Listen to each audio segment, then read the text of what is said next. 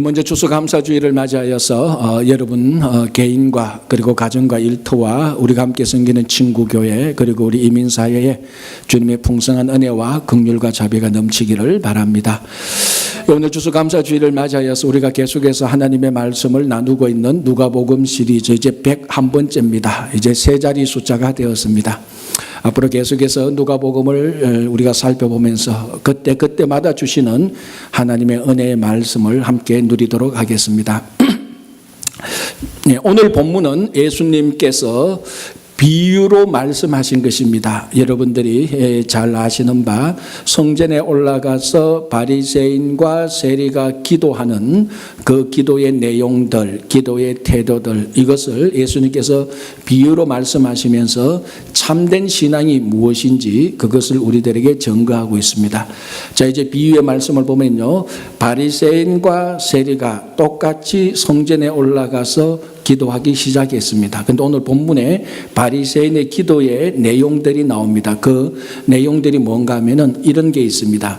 지난 일주일 동안, 지난 1회 동안에 자기는 2번을 금식했고 그리고 소득의 11조를 하나님께 드렸다. 이렇게 되어 있습니다. 우리가 율법을 보면은 어느 율법 규정에도 일주일에 2번씩 금식하라는 규례가 없습니다. 대속죄일 한 번은 반드시 의무적으로 금식해야 되지만 어떤 경건한 사람도 어떤 바리새인이나 사두개인도 꼭 일주일에 2번씩 금식해라는 그런 규정이 없음에도 불구하고 오늘 본문에 나오는 이 바리새인은 자발적으로 경건을 유지하기 위하여서 일주일에 2번씩 금식했습니다. 지난 한 주만 해왔던 게 아니고 계속해서 했습니다. 참 대단한 일이죠. 누가 시켰어도 못하는데 자발적으로 하나님 앞에 경건을 유지하기 위해서 매주 2번씩 금식했다. 이 보통 일이 아닙니다. 이런 일들로 인하여서 바리새인들은 그 당시 실제로 많은 이스라엘 백성들한테 존경을 받았던 그런 사람들입니다. 자, 그리고 오늘 본문에 소득의 11조를 드렸다라고 되어 있는데 원문은 보면은 모든 소득의 11조라고 되어 있습니다. 자, 이게 차이가 나죠. 그냥 11조하고 그냥 소득의 11조하고 모든 소득의 11조는 완연하게 차이가 납니다. 율법에 보면요, 곡식과 포도주와 기름의 생산물에 대해서는 11조를 드리도록 되어 있지만 나머지 생산물, 나머지 소득에 대해서는 11조란 말이 없습니다. 그런데 오늘 이 본문의 바리새인들은 모든 소득의 11조입니다. 그러니까 자기 뒷뜰에 그 배추를 심었는데 10포기가 생겼습니다. 그 중에 10포기 가운데 한 포기도 11조를 드렸다는 겁니다. 모든 소득의 11조. 이 보통이 넘는 신앙이 아닙니다. 대단한 신앙입니다. 율법 규례에도 그렇게 말하지 않는데 율법 규례를 뛰어넘어서 11조를 드리고 금식을 했는 겁니다. 대단한 신앙이죠. 자, 그런데 반면에 오늘 또 세리가 올라옵니다. 세리는 뭐라고 기도합니까? 자기는 죄인이다. 불쌍히 여겨주시옵소서. 가슴을 치고 하늘을 쳐다보지도 못했습니다. 자, 지난 주간에 이 세리가 무슨 일을 했는지는 모르겠지만 분명히 알 수 있는 것은 사람들이 존경할 수 있는 좋아하는 행위를 한 건 아닙니다. 그래서 자기가 가슴을 치면서 통탄을 하고 있었습니다. 자, 여러분들이 보시기에 두 사람 가운데 누가 더 여러분들이 본받을 만한, 존경할 만한 신앙인입니까? 바리새인이라고 말하니까 뭔가 좀 꺼림칙하죠. 우리 시대의 바리새인들은 하도 욕을 많이 얻어먹어가지고 바리새인 그러면 우리 절대로 그래서는 안 돼, 이런 생각이 들 겁니다. 오늘 이 기도한 내용 액면 그대로만 보면은 바리새인은 우리가 생각하는, 우리가 지금 신앙생활을 하는 것보다 훨씬 더 뛰어난 진짜 존경할 만한 신앙인입니다. 그런데 이제 오늘 하나 우리가 주의해서 봐야 될 게 있습니다. 그게 뭔가 하면은 이 세리가 지난 주간에 무엇을 했든지 간에 어떤 잘못을 했는지는 모르겠지만 이 세리가 하나님 앞에 나와서 가슴을 치면서 통탄합니다. 나를 불쌍히 여겨달라. 나는 진짜 죄인이다라는 겁니다. 자, 중동 지방에서 보통 남자들은 가슴을 안 칩니다. 비통한 일이 있어도 대체로 여자들이 가슴을 치고 장례식장에 가도 남자들은 별로 가슴을 안 칩니다. 여자들이 가슴을 칩니다. 남자들이 가슴을 쳤다는 것은 굉장히 비통한, 정말 자기 인생이 무너질 법한 그런 사건을 경험했을 때 한 번씩 가슴을 칩니다. 자, 예를 들자면은 누가복음 23장 48절을 보면은 예수님께서 십자가에 달려 돌아가실 때 그 주위에 모였던 사람들이 드디어 예수님께서 진짜로 십자가에서 운명하시는 것을 봤습니다. 십자가에서 얼마나 비참하게 죽으셨습니까? 그걸 다 십자가 주변에 모였던 사람들이 다 바라보고 예수님께서 운명하시니까 그 자리를 떠납니다. 떠날 때 분명히 말합니다. 거기 모였던 사람들이 가슴을 쳤다라고 말을 합니다. 자기들이 보기에 죄 없이 죽는, 비참하게 죽는 그것을 보면서 너무 가슴이 무너졌어. 우리 말하면 정말로 비통한 가슴이 되는 거죠. 그래서 가슴을 치면서 그 자리를 물러나옵니다. 그 중동에서 한 30년 이상 살았던 유명한 주석가 케네스 베일리라는 사람이 중동에서 살면서 자기가 그 30년을 살면서 남자들이 가슴을 치는 걸 딱 한 번 봤대요. 지금 중동에 사는 남자들이 언제 남자들이 가슴을 쳤던가 보니까 시아파 이슬람교의 창시자였던 후세인이 암살당했을 때 이슬람 교도의 남자들이 자기 종교의 창시자가 죽었는 걸 보고 진짜 비통해하면서 인생이 무너지는 듯한 그런 마음으로 가슴을 쳤다고 말합니다. 남자들이. 자, 그렇게 가슴을 쳤던 것이 오늘 본문에 나오는 세리가 하나님 앞에 나가서 가슴을 친 겁니다.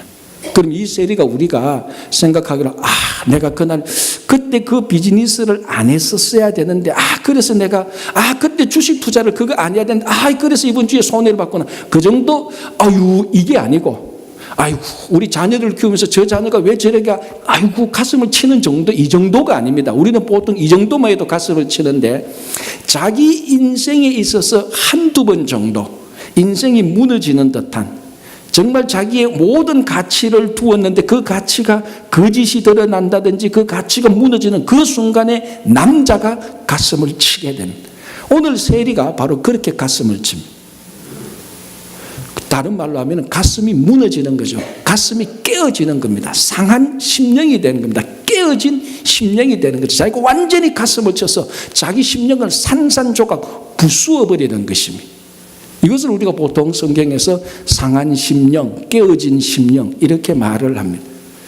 그런데 참 감사한 것은 하나님께서 이 깨어진 심령, 상한 심령, 통회하는 심령을 한 번도 무시하거나 거절하거나 뿌리친 적이 없습니다. 자, 우리 시편 34편을 한번 볼게요. 제가 찾아서 한번 읽어드리겠습니다. 이렇게 되어 있습니다. 시편 34편 18절이 이렇게 되어 있습니다. 여호와는 마음이 상한 자를 가까이 하시고 충심으로 통회하는 자를 구원하시는도다. 마음이 상한 자, 충심으로 통회한 자를 가까이 하시고 구원하신다 그랬습니다. 이 시편 34편이 누가 지은 시인가 하면은 다윗이 지은 시입니다. 언제 지었는가? 아비멜렉 앞에서 미친 채 하다가 쫓겨나서 지은 시입니다. 이때는 다윗이 사무엘 선지자로부터 기름 부음을 받고 난 이후였습니다. 왕이 될 것이라는 그 표시로 기름 부음을 받았습니다. 언젠가는 다윗이 왕이 될 겁니다. 그런데 1년, 2년 지나도 왕이 되기는커녕 왕이 되는 모든 그런 프로세스로부터 자꾸 멀어집니다. 심지어는 어디까지입니까? 그 자기가 살고 있는 땅에서 사울에게 쫓겨가서 이방 땅, 블레셋 사람들이 사는 땅에 가서 그 왕 앞에, 이방 왕 앞에서 자기가 살아남으려고 비참하게, 진짜로 창피하게 기름 부음 받은 자가 이방 땅에 가서 이방 왕 앞에서 살아남으려고 미친 채를 했습니다. 그 마음이 어떻겠습니까? 다윗의 마음이 어떻겠습니까? 기름 부음 받은 자가, 왕이 될 것이라는 기름 부음 받은 자가 이방 왕 앞에서 미친 채를 했습니다. 심정이 깨어졌죠. 박살난 인생입니다. 그러고 난 다음에 다윗이 뭘 느끼는가 하면은 여호와는 마음이 상한 자를 물리치는 것이 아니고 오히려 가까이 하신다는 겁니다. 깨어진 심령을 가까이 하신다. 자, 하나 더 볼게요.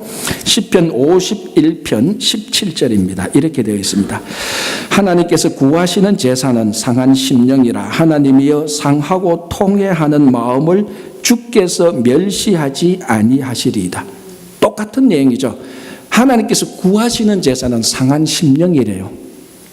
지난 한 주간 동안 열심히 살고 업적을 세우고 공적을 세우고 선한 일을 하고 율법 이상의 좋은 일을 했던 것, 그거 하나님께서 구하시는 게 아니고, 하나님께서 구하시는 것은 어떤 일을 했든지 간에 지금 하나님 앞에서 나오는 심령이 박살이 나서 완전히 산산조각이 난 심령, 그걸 하나님께서 구하신다는 것. 자, 시편 51편은 언제 다윗이 지었습니까? 바세바와 동침한 후에 선지자 나단이 와서 그것을 책망할 때 자기 인생이 깨어진 것입니다. 여러분, 다윗 인생에서 가장 수치스럽고 가장 부끄러웠고 가장 인생이 박살난 순간이 언제인 줄 아십니까? 바로 이때입니다. 선지자 나단이 와서 당신이 바로 그 도둑하고 같다라고 말했을 때 하늘이 무너지고 땅이 꺼지는 정말 그런 순간이 있습니다. 그때 정신이 번쩍 들고 보니까 자기 인생이 박살난 겁니다. 산산조각 난 겁니다. 그리고 어떻게 할까 하고 하나님 앞에 가니까 하나님께서 구하시는 제사가 바로 그 상한 심령이래요. 하나님께서 이걸 무시하는 게 아니라는 것을 발견했습니다. 자, 오늘 본문에서 세리가 지난 주간에 무슨 잘못을 했는지는 모릅니다. 그런데 심령이 박살이 났습니다. 가슴을 칩니다. 일생에 한 번 남자가 칠까 말까 그런 가슴을 치면서 하나님 앞에 나왔습니다. 깨어진 심령이죠. 하나님께서 이 세리의 깨어진 심령을 거절하시겠습니까? 아닙니다. 다윗에게도 시편에서도 그런 심령은 항상 하나님께서 받아주신다 그랬습니다. 오늘 이 비유에 나오는 세리가 진짜 잘한 게 무엇입니까? 진짜 잘한 것은 지난 한 주간 동안에 잘못했는 걸 잘했다, 그건 아닙니다. 잘못한 것은 분명히 잘못한 겁니다. 바리새인이 잘한 것은 분명히 잘한 겁니다. 바리새인은 분명히 일주일에 2번 금식하고 그리고 철저한 소득의 철저한 11조 된 거, 그건 분명히 잘한 겁니다. 그건 누가 와도 부정할 수 없습니다. 지난 주간에 세리는 분명히 잘못했습니다. 그건 분명히 책망받아야 됩니다. 그러나 오늘 초점은 그게 아니고 하나님 앞에 나아올 때 이 바리새인은 자기 잘한 것을 가지고 나왔고 세리는 깨어진 심정을 가지고 나왔을 때 성경에 한 번도 하나님께서 구하시는 제사는 네가 얼마나 잘했느냐 그걸 가지고 너의 업적을 가져오라는 것이 아니고 깨어진 심령을 가지고 오라는 것입니다. 세리가 그거 잘했습니다. 자기 인생이 박살났지만 인생을 포기하지 않고 낙담하지 않고 내 인생 여기서 끝나는구나, 이제 더 이상 나는 안 돼, 나는 여전히 죄인이야, 진짜 나쁜 죄인이야, 죽을 죄인이야, 하나님 앞에 갈 자격도 없어, 이젠 안 할 거야, 인생을 포기하고 거기서 스탑한 게 아니고 깨어진 심령이지만 그걸 가지고 하나님 앞에 나아온 게 제일 잘한 것입니다. 자, 여러분 지난 한 주간 동안 볼 때 여러분 지난 한 주간 무엇을 했는지 어떻게 살았는지를 되돌아볼 때 바리새인에 가까운 일을 했겠습니까? 세리 쪽에 가까운 일을 했겠습니까? 정도의 차이는 있지만은 세리 쪽이 가까울 겁니다. 여기서 보면 다 보여요. 여러분 바리새인에 가까우려면요 일주일에 2번 금식을 해야 되고 철저한 소득의 11조예요. 이거 보통 일이 아니거든요. 그러나 세리처럼 살았다. 아유, 지난주에도 나쁜 마음 품고 욕하고 싸우고 정말로 내가 오히려 세리에 더 가까운 인생을 살았을 것입니다. 그래서 마음이 참 허하기도 하고, 아유, 나는 안 되는갑다. 매일 내가 신앙생활 한 지 30년, 40년도 여전히 발전도 없어. 똑같아. 신앙생활 열정도 없어. 옛날엔 좋았는데 지금은 재미도 없어. 아, 교회 가봤자 뭐 한 주 빠져도 되지 않나? 이래 살면 뭐해? 그럼에도 불구하고 여러분들이 그 깨어진 상한 심령을 가지고 온 게 잘한 거라는 것입니다. 하나님께서는 그걸 보신다는 겁니다. 왜 성경 전체를 통해서 하나님께서 깨어진 심령을 좋아하시는 줄 압니까? 깨어진 심령이 되어야 진짜로 자기를 낮출 수가 있습니다. 그래서 오늘 본문의 비유의 목적은 누가 진짜 자기를 낮추는 사람인가, 그거를 말하기 위해서 이 바리새인과 세리의 기도의 비유를 말한 것입니다. 여러분 천하 없어도 심령이 박살난 인생이 깨어진 상한 심령은요 아무도 자기를 높이지 못하고 교만하지 않습니다. 그러나 아무리 과거에 잘 나갔던 사람이라 할지라도 지금 인생이 박살나고 심령이 박살났는데 교만한 사람은 없습니다. 자기를 낮추게 됩니다. 하나님께서 그 낮추는 깨어진 심령을 받으셔서 하나님께서 원하시는 모양으로 빚으시기 시작하는 겁니다. 하나님께서 원하시는 모양으로 빚음을 당하기 위해서 깨어지는 게 우선이죠. 그래서 하나님께서 깨어진 심령을 받아들이는 것입니다. 이 이 사람이야말로 전적으로 하나님을 의존하기 때문에 그렇습니다. 자, 여러분, 오늘 교회 안 갈라 그러다가 해봤자 똑같은데 오신 것 정말 잘했습니다. 깨어진 심령을 하나님께서 찾고 계시고 구하고 계셨습니다. 그래서 여러분들의 심령이 깨어진 심령이라면 한탄할 게 아니고 감사하시기 바랍니다. 확실한 것은 깨어진 심령은 하나님과 더 가깝게 갈 찬스가 훨씬 더 많습니다. 아니 100%입니다. 성경은 깨어진 심령을 하나님께서 찾는다고 그랬어요. 그래서 마음이 깨어졌다, 지난 이런 일 때문에 깨어졌다라고 생각하시는 분은 지금 하나님께서 나를 찾으시는구나라고 생각하면 100% 맞습니다. 그래서 깨어진 심령은 우리가 감사를 드릴 수 있는 것입니다. 자, 오늘 본문은 바리새인과 세리를 비교해서 계속해서 보여줍니다. 일단 겉모습으로 보여주는 비교가 뭔가 하면요, 성전에 올라가서 바리새인은 따로 서서 기도하고, 한국말로 번역은, 그리고 세리는 멀리 서서 기도합니다. 정확히 말하면 서서 따로인데 따로 서서나 서서 따로, 그 앞에 성경은 따로 서서가 되어 있습니다. 어쨌거나 바리새인은 따로 서서 기도하고 세리는 멀리 서서 기도합니다. 둘 다 서서 기도한 건 똑같습니다. 그리고 둘 다 구별된 곳에서, 다른 사람들과 섞이지 않은 곳에서 기도했다는 것은 똑같습니다. 이 바리새인이 따로 서서 기도했다, 그리고 세리가 멀리 서서 기도했다는 배경이 이렇습니다. 자, 두 사람이 성전에 올라갔습니다. 이 성전에 올라간 것은 사실 성전 안이 아니고 성전 뜰입니다. 이스라엘 백성들은 매일 새벽 3시와 오후 3시에 성전에서 속죄제를 드립니다. 이제 그걸 제사장이 주관하죠. 제사장이 오후 3시, 그러니까 성전뜰에서 기도하는 시간은 새벽 3시는 아니겠죠. 오후 3시겠죠. 그때 되면은 이제 제사장이 양을 가지고 옵니다. 그리고 성전 밖에 나와서 성전 밖에 있는 제단에서 양을 잡고 양의 피를 제단에 뿌립니다. 그걸 성전 뜰에 있는 사람들이 그걸 다 봅니다. 바로 이런 과정 가운데 이제 시편도 낭송하고 신불저도 치고 우리만 탬버린 때 치고 막 은나팔도 불고 막 그렇습니다. 그리고 난 다음에 그 과정이 끝나면은 제사장은 성전 안으로 성소에 있는 향단에 향을 피우러 성전 안으로 들어갑니다. 그때가 아마 오후 3시 정도의 어라운드입니다. 그때 되면 성전뜰에 있는 사람들이 제사장이 성전 안에 들어가서 향을 피우는 동안에 이 사람들은 여기서 기도를 합니다. 아마 그런 의미겠죠. 향이 올라가는 것은 성전뜰에 있는 사람들이 기도를 올리는 것하고 같은 의미일 겁니다. 그때 이제 성전뜰에 서서 사람들이 자기 개인 기도를 하거나 공적인 기도를 하게 됩니다. 오늘 본문에서 바리새인과 세리가 서서 기도했다는 것은 바로 요 시간, 요 공간을 말하는 겁니다. 근데 둘 다 여러분들이 상상하기로, 여러분들이 지금 그 장면을 본다고 생각해 보십시오. 그 장면에 딱 두 사람이 따로 떨어져 있습니다. 한 사람은 바리새인이요, 한 사람은 세리입니다.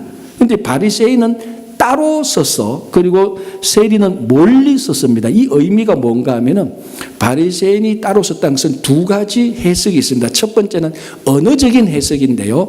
이 따로 서서를 언어적으로 정확히 번역하면 자기 자신에게 기도를 했다는 말. 그리고 우리 한국말하고 굉장히 다른 의미가 되는 거죠. 무슨 말인가 하면은 내가 지난주에 이런 일을 했어. 참 잘했어. 성전뜰에 서서 자기 자신을 바라보면서 잘했어. 내가 그래도 저 사람들하고는 다르지. 그런 식으로 독백적인 기도를 드렸다는 의미고요. 또 하나는 공간적인 의미에서 따로 섰습니다. 어떤가 하면은, 자, 이 바리새인은 자기가 기도한 내용으로 봐서 굉장히 경건한 사람입니다. 자, 이 경건한 사람이 성전뜰에 가면은 별의별 사람들이 다 있습니다. 오늘 본문에 보면 토색하는 사람, 불이 간음하는 사람들도 있었고 세리들, 죄인들도 있었습니다. 진짜 경건한 사람들은 그 사람들하고 옷깃만 탁 터치해도 자기에게 저 불결함이 내게로 전달한다고 이런 생각이 돼서 그 사람들과 터치하는, 접촉하는 것을 굉장히 꺼려했습니다. 그러니까 경건 중에 경건한 이 바리새인이 성전뜰에 가보니까 내가 아는 저 사람 토색한 사람인데, 간음한 사람인데 저기 세리가 있구나. 왔다 갔다 하다가 저 사람하고 저 사람이 내한테 터치되면 내가 불경건해지니까 따로 떨어져서 기도를 하는 겁니다. 그러면서 혹시나 세리나 죄인들이 내한테 오지는 않을까 늘 경계의 눈초리로 보는 겁니다. 자, 이게 지금 사실은 어떻게 보면은 이 바리새인이 따로 서서 그런 불경건한 그런 사람들과 분리되어서 기도하는 모습입니다. 자, 그러면은 바리새인의 마음에 지금 누가 있습니까? 바리새인이 기도하는데 기도의 방향은 어디에 고정되어 있습니까? 자기 자신이거나 아니면은 주변에 있는 다른 사람들입니다. 자기보다 불경건한 추악한 사람들, 그 사람들에게 늘 이렇게 기도하면서 관심이 가 있고 방향이 그쪽으로 가가 있습니다. 기도를 하는데 방향이 하나님이 아니고 자기 자신이나 다른 사람들에게 방향을 맞추고 있습니다. 세리는 어떻습니까? 세리도 물론 멀리 서서 기도했습니다. 그런데 세리가 성전뜰 안에 가보니까 전부 다 자기보다 더 경건한 사람들이에요. 자기는 자기가 지난 주간에 무슨 일을 했는지 알거든요. 그런데 이 사람 보니까 이 사람들도 문제는 있지만 다 자기보다 경건한 사람. 그 사람들한테 섞이려고 하니까 죄책감도 들고 미안하기도 하고 섞일 자격이 없습니다. 그래서 멀리 따로 떨어졌습니다. 그래서 멀리 서게 된 겁니다. 그리고 난 다음에 오늘 본문을 보면 참 아주 아이러니한 본문이 나오는데 감히 하늘을 쳐다보지 못하고 기도했습니다. 하늘을 쳐다보지 못했습니다. 이 말은 무슨 의미입니까? 하늘을 향하여서 서 있다는 말입니다. 죄가 많은데 하나님을 향해서 서서 하나님을 보니까 쳐다보지를 못하는, 고개를 숙이거나 고개를 옆으로 돌립니다. 그러나 고개를 숙이거나 옆으로 돌렸든지 간에 이 세리가 서 있는 방향은 하나님 쪽입니다. 만약에 하나님 쪽이 아니었다면 하늘을 쳐다보지도 못했다는 말할 조차가 없습니다. 방향이 하나님 쪽이 아닌데 애시당초 하나님을 쳐다볼 필요가 없는 겁니다. 하나님을 쪽을 향하여 선서 보니까 너무 죄가 많아서 얼굴을 들지 못했던 겁니다. 고개를 옆으로 돌렸던 겁니다. 그러나 자기 몸과 마음은 여전히 하나님 쪽에 가가 있습니다. 하나님 쪽에 가가 있으니까 하나님을 쳐다보지 못했죠. 아주 묘한 게 한 사람은 따로 섰고 한 사람은 멀리 섰는데 겉으로는 다 동떨어져 있는데 바리새인은 근본적으로 자기 마음의 중심을 사람들을 향해서 서 있고 이 세리는 근본적으로 하나님을 향해서 서 있는 겁니다. 기도의 방향이 하나는 사람이요 하나는 하나님 쪽으로 가 있습니다. 유대인들이 기도할 때 굉장히 중요하게 여기는 게 카바나라는 게 있습니다. 이 뜻은 히브리어로 카바나의 뜻은 마음의 방향이라는 뜻입니다. 이게 어디에 써 있는가 하면 기도할 때 써 있는 겁니다. 기도할 때 기도자의 마음의 방향이 어느 쪽으로 가 있는가? 어떤 유대인들은 이게 기도의 제일 중요한 요소라고 말합니다. 다시 말하자면 이 말로 카바나라는 이 말로 볼 때 기도는 기도의 내용보다 기도자의 자세, 기도자의 방향, 기도자의 마음의 방향이 더 중요하다는 것. 자, 오늘 기도의 내용을 보십시오. 이 바리새인의 기도의 내용은 참 은혜로워 보입니다. 그러나 방향이 카바나, 마음의 방향이 하나님 쪽이 아닙니다. 그러나 이 세리를 보십시오. 자기는 죄를 지었습니다. 죄인이라고 말을 합니다. 그러나 자기 마음의 방향, 카바나는 여전히 하나님 쪽에 가 있는 것입니다. 이 당시에 하시딤이라는 사람이 있는데 아주 경건한 유대인을 가리키는 말입니다. 이 하시딤이라는 사람이 기도할 때는요, 본격적으로 기도하기 전에 반드시 그 앞에 자기 마음을 하나님께 집중하는 시간을 따로 마련합니다. 자기 마음이 하나님께 완전히 집중되었을 때 진짜 기도를 시작하는 겁니다. 무슨 말입니까? 자기 마음을 하나님께 방향을 고정시키고 난 다음에 기도합니다. 그게 가장 경건한 하시딤 사람들이 기도하는 방법이었습니다. 자, 이쯤 되면 누가 생각나죠? 다니엘이 생각나지 않습니까?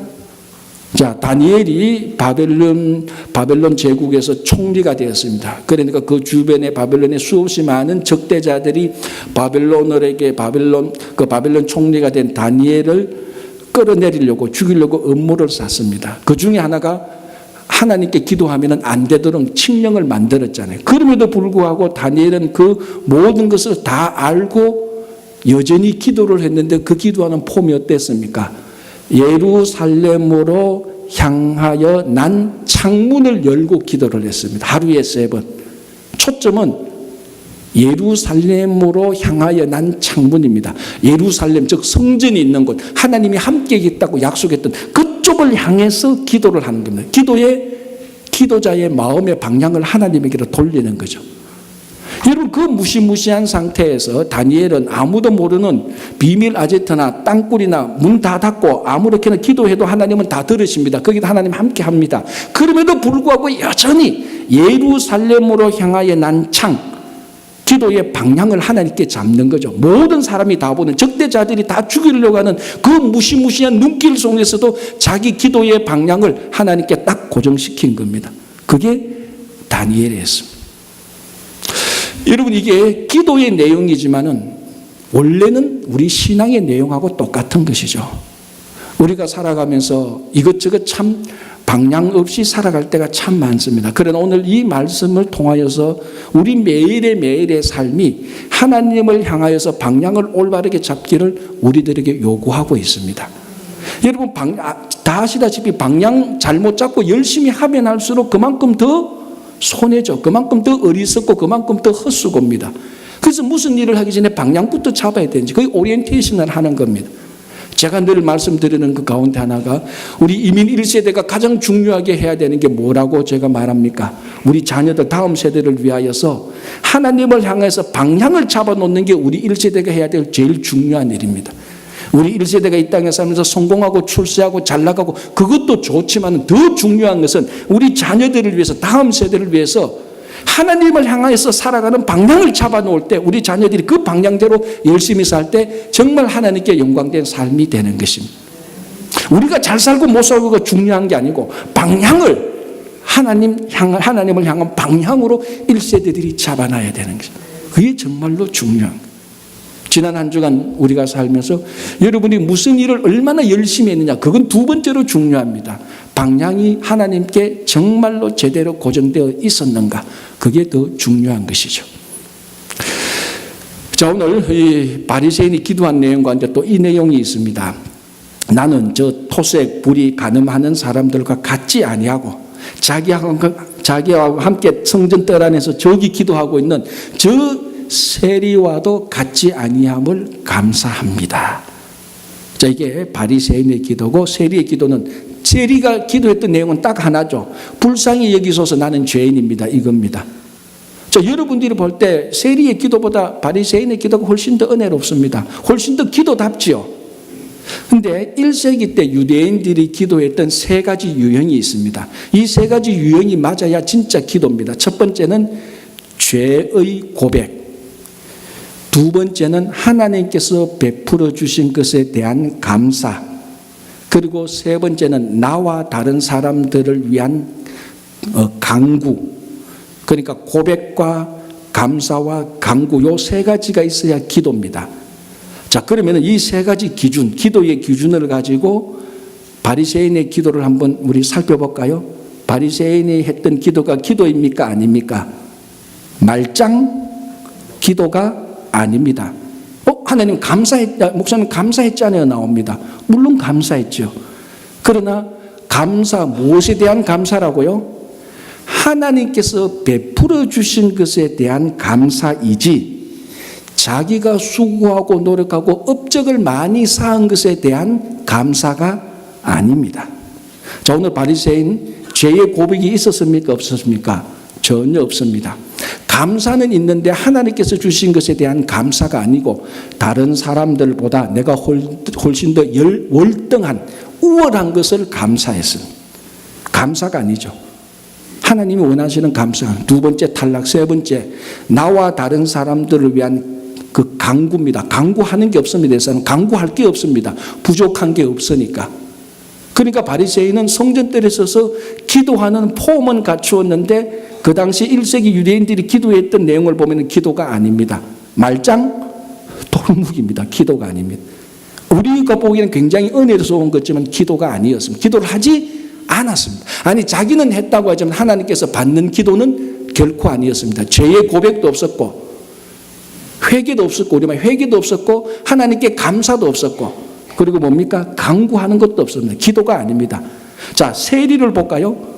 세리는 첫 번째 죄의 고백이 있었죠. 나는 죄인입니다라고 고백했습니다. 물론 감사는 없었지만 세 번째 간구하는 게 있었습니다. 뭘 간구했습니까? 나를 불쌍히 여기소서. 그러니까 세리가 진짜 제대로 기도한 거고 바리새인은 은혜롭게 기도한 것 같은데 기도를 하지 않았습니다. 딱 하나 감사를 했는데 사실은 이 바리새인이 한 감사는 하나님께서 원하시는 감사가 아닙니다. 이건 감사가 아니고 교만이죠.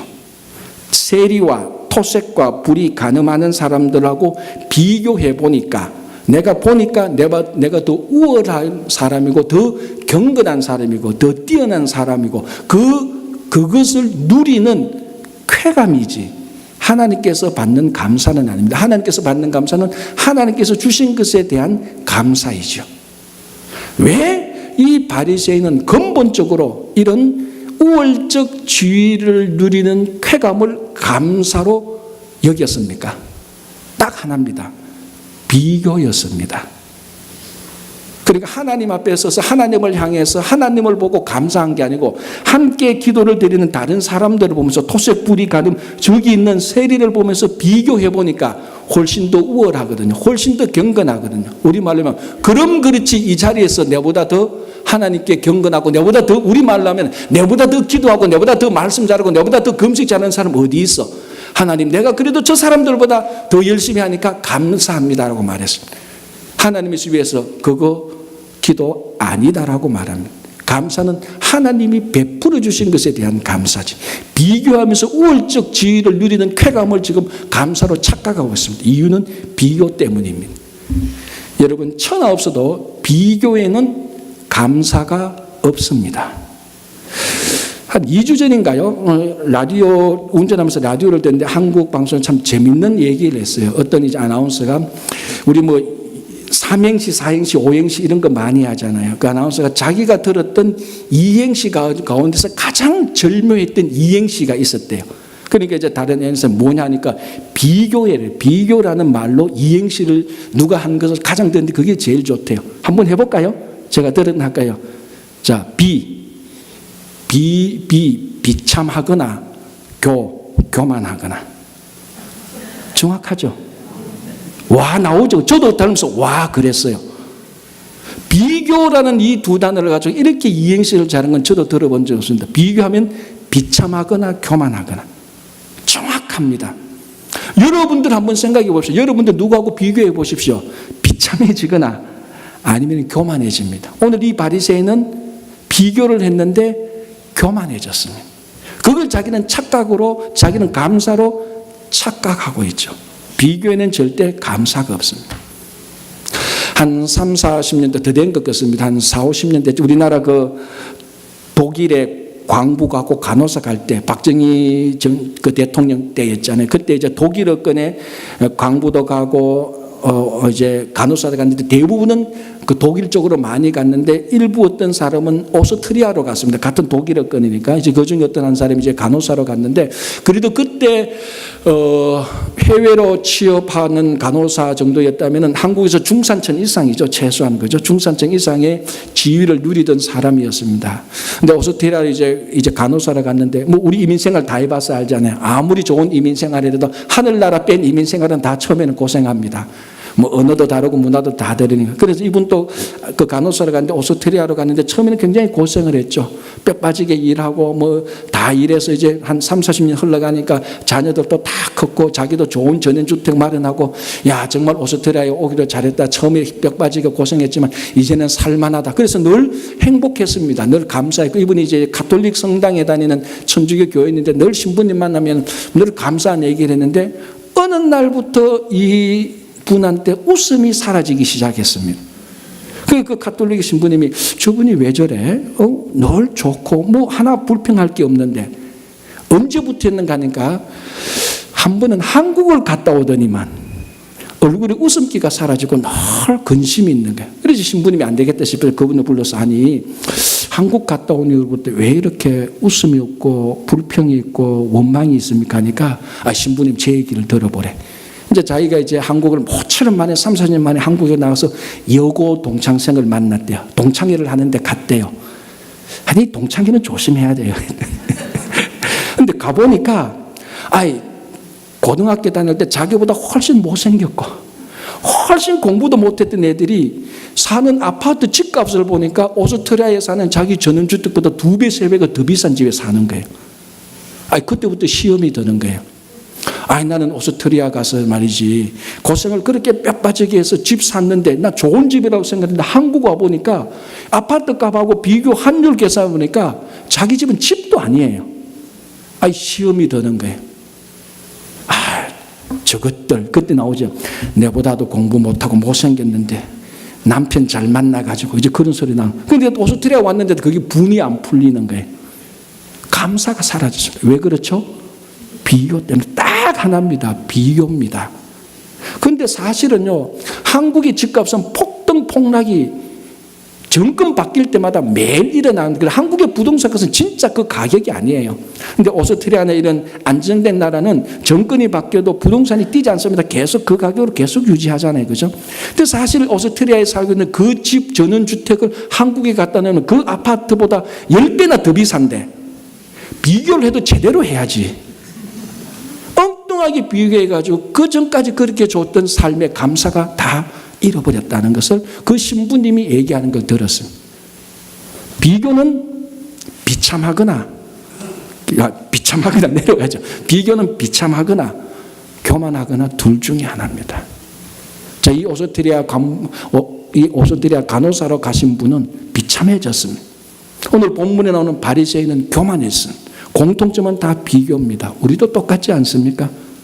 진짜 감사는 1세기 유대인이 기도했던 두 번째 유형, 하나님께서 베풀어 주신 것에 대한 감사입니다. 크든 적든 높든 낮든. 자, 어느 목사님이 서울에서 이제 목회를 하는데 할머니라기보다는 그렇고 아줌마라기보다는 그렇고 그 경계선에 한 분이 교회를 등록하셨어요. 근데 보니까 신앙생활 처음 하시는 분이에요. 그래서 이제 신방을 가보니까 이 삶이 너무나 궁핍한 겁니다. 혼자 사는데 자녀들은 있는데 전혀 도움을 주지 않아요. 한국으로 말하면 기초 이런 아니면 생활수급자 정부로부터 보조받아서 근근히 살아가요. 근근히. 그럼 하루 밥 세 끼 먹는 것도 힘든 거예요. 그래서 이 목사님이 가슴이 참 아팠어요. 그래 또 허리가 굉장히 안 좋아서 힘든 일을 못 해요. 그래서 목사님이 기도하면서 저분을 어떻게 도울까 생각하는데 마침 자기 교인 가운데 침술원을 하시는 분이 있었대요. 그래서 그분을 만나서 식사를 하면서 우리 교회 한 분이 등록하셨는데 참 생활이 너무 힘들어서 어떻게 이분을 도울 수 있는 방법이 없나니까 침술하시는 원장님이 그러면은 자기 병원에 와서 청소를 좀 하면 어떻겠냐. 허리도 아프고 이러니까 매일 청소도 하기도 어렵고 일주일에 한 번이나 두 번 와서 설러덩 청소만 해주시면은 많이는 못 주고 그래도 목사님 부탁이니까 한 번 오실 때마다 한 2만 원, 두 번 오시면 4만 원. 정말 본인 진짜 하루 한두 끼 식사 하루 식사할 정도로 이렇게는 도와줄 수 있다니까 목사님 그래도 이분이 허리가 아파가 아무 일도 못하니까 그래도 그거라도 하면 좋겠다 해서 목사님이 그 할머니도 아닌 아줌마도 아닌 그분을 찾아가서 얘기하니까 좋대요. 하겠대요. 근데 이분이 이제 가서 일주일에 한 번 몸이 아플 때는 한 번 괜찮을 때 두 번 가서 청소를 해주고 이제 2만 원 또는 4만 원을 받는데 그때부터 헌금을 하기 시작하는 거예요. 목사님이 보면서 목사님이 감사해야 되는데 고민이 들기 시작하는 거예요. 이분이 지금 헌금할 입장이 아닌데 지금 생활도 될똥말똥인데 이거 얼마 받아가지고 헌금하면은 이분이 생활이 될까? 그런데 목사님 입장에서 헌금하는 교회는 헌금하지 말라는 이런 경우를 본 적이 없잖아요. 그래서 이 얘기를 해야 돼 말아야 돼. 저분이 진짜 좀 나중에 돈 좀 생활이 안정되면 지금 못했던 거라도 그때 헌금하면 좋겠는데 진짜 마음이 그런 생각이 드는 거예요. 그런데 어느 날은 이분이 수요일날 딱 오시더만 수요예배를 딱 마치더만 자기 아내한테 화장품 선물을 주고 가는 거예요. 목사님이 더 이상 이거는 안 된다 싶어서 그 다음날 사모님하고 찾아가서 할머니를 찾아서 할머니도 아닌 아줌마도 아닌 처음 이제 예수를 믿는 분이에요. 사실 헌금하는 것까지도 제가 겨우 참았는데 화장품 우리 집에 많이 있어요. 이 사람 화장품 많이 있으니까 이렇게 안 하셔도 돼요. 그리고 말이 나온 김인데 헌금도 나중에 생활이 좀 안정되면 그때 지금 안 했던 것 같이 하고 지금은 생활부터 먼저 챙기세요. 지금 생활이 안 되는 이제 목사님이 하고 싶은 말을 한 거예요. 이게 올바른 카운셀링인지 아닌지 모르겠어요. 어쨌거나 그렇게 얘기를 했어요. 이 목사가 헌금하지 말라고 하는 카운셀링을 한 거예요. 그러니까 이분이 하는 말이 처음에 보니까 목사 양반이라 그래. 그냥 늘 목사 양반. 내가 진짜 고마워서 그래. 진짜 고마워서 교회에 헌금도 하고 사모 양반, 다 양반이 이 사람. 사모 양반에 또 화장품 주고 싶어서 준 거야. 내가 교회 오기 잘했어. 교회 오니까 진짜 목사님 말씀대로 하나님이 내한테 직장도 주고 일도 하고 내가 그래도 한 주에 몇만 원씩 받죠. 나 이거 너무 좋아. 그래서 내가 좋아서 진짜 헌금하고 너무 좋아서 사모님한테 내 화장품 준 거야. 목사 양반 신경 쓰지 마. 내 좋은 대로 할게. 목사님이 어느 얘기를 쓰면서 그 간증성 것을 제가 읽었습니다. 여러분 한번 생각해 보십시오. 이분이 정말로 고마워서 헌금하고 고마워서 사모님한테 화장품 사줬거든요. 만약에 이분이 자기 입장하고 자기가 받는 것을 경로당에 있는 다른 할머니 할아버지하고 비교했다고 생각해 보십시오. 감사가 넘치겠습니까? 절대로 감사 넘치지 않습니다. 누구 김 할머니는 아들이 겨울 되니까 좋은 것도 사줬는데 봄 되니까 효도 여행도 보내주는데 경로당에만 그 얘기 다 듣고 비교하기 시작하면요, 자기 일에 무슨 일이 일어나도 감사 없습니다. 이 할머니는 다 안 봅니다. 그래도 교회 가니까 목사 양반 말처럼 하나님께서 이런 거 주네. 고마워서 그래. 이 고마움이 어디서 나옵니까? 비교 안 하니까. 1세기 유대인이 기도했던 것처럼 하나님이 베풀어 주신 것에 대한 감사가 여기에서 일어난 겁니다. 이게 감사죠. 자, 우리는 어떤 감사를 합니까? 많은 경우에 저도 사실 그렇습니다. 솔직히 어떤 목사님 목회하는 거 보면서 아이고 저보다는 내가 좀 나은 것 같아. 아유 다행이야. 아유 하나님 고맙습니다. 솔직히 그래 제 고백이에요. 어떤 사람은 또 저보고 그렇겠죠. 빈 목사보다는 내가 나으니까 자기가 감사할 수도 있겠죠. 만약에 오늘 여러분들이 이 본문을 보면서 아유 다행이네. 나는 이 바리새인하고는 다르네. 그 말을 하면은 바리새인하고 똑같이 되는 겁니다. 우리는 하나님께서 베풀어 주신 것에 대한 감사입니다. 크든 작든 하나님께서 주시지 않은 것에 대한 불평이 아니고 다른 사람들과 비교해서 비참하거나 교만이 아니라 불평도 비참도 교만도 아닌 하나님께서 주신 것에 대한 감사입니다. 그게 오늘 추수감사주의를 맞이하면서 우리가 다시 회복해야 될 감사입니다. 여러분 2018년 1월 첫날부터 오늘 2018년 11월 18일까지 하나님께서 우리들에게 주신 것이 없습니까? 정말로 하나도 없습니까? 너무너무 많습니다. 그런데 왜 우리는 감사가 안 들죠? 그 중에 중요한 게 비교입니다. 여러분 지금부터 비교를 떨쳐버릴 때 교만도 사라지고 비참도 사라지고 하나님께서 주신 것을 생각할 때 불평도 사라지고 감사밖에 없습니다. 그래서 오늘은 추수감사주의를 맞이해서 진짜 감사가 넘치시기를 바랍니다. 심지어 여러분 심령이 깨어졌다 할지라도 그 깨어진 심령을 가지고 온 것도 감사하십시오. 하나님이 가장 여러분과 가까이 하고 싶어 하는 것입니다. 우리들의 삶의 방향을 영원토록 하나님께 고정시키고 살아가시는 여러분, 늘 하나님께 감사가 넘치는 여러분 되시기를 바랍니다. 기도하겠습니다.